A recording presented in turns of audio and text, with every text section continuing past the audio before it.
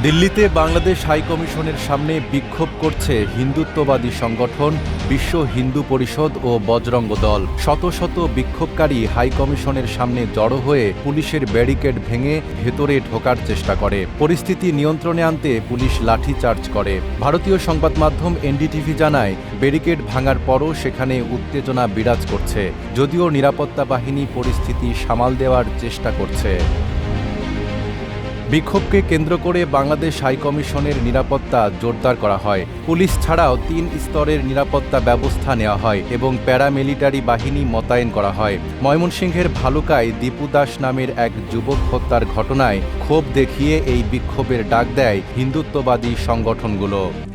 RICL TMX, যুগের পর যুগ স্থাপনা থাকে মজবুত। এদিকে দিল্লির এই ঘটনার পর বাংলাদেশে নিযুক্ত ভারতীয় হাইকমিশনার প্রণয় ভার্মাকে আবারও তলব করেছে পররাষ্ট্র মন্ত্রণালয়। মঙ্গলবার সকাল ৯টা ৪০ তিনি পররাষ্ট্র সচিব আসাদ আলম সিয়ামের দপ্তরে যান এবং ৫ মিনিটেরও কম সময়ের মধ্যে বেরিয়ে যান।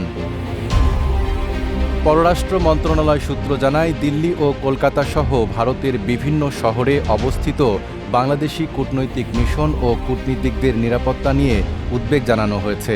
এর আগেও ১৪ ডিসেম্বর প্রণয় ভার্মাকে তলব করে ভারতে অবস্থানরত সাবেক প্রধানমন্ত্রী শেখ হাসিনার বক্তব্য সহ বিভিন্ন ইস্যুতে বাংলাদেশের অবস্থান জানানো হয়েছিল। নাঈম আরাবী, ঢাকা পোস্ট।